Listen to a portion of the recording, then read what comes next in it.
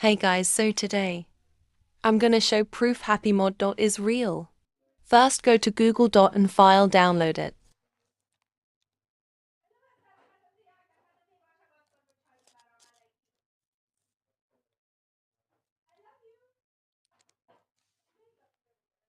Now search Roblox or Toca Boca or other.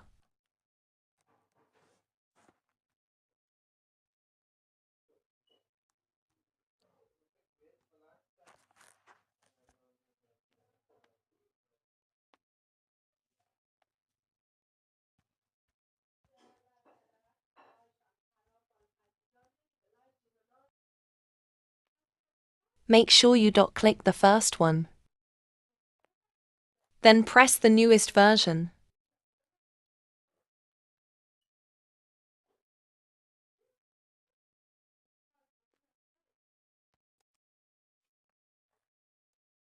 Press install.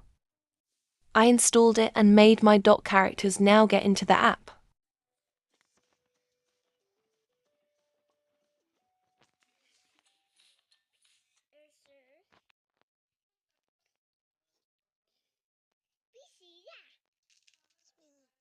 Bye guys, hope it helped.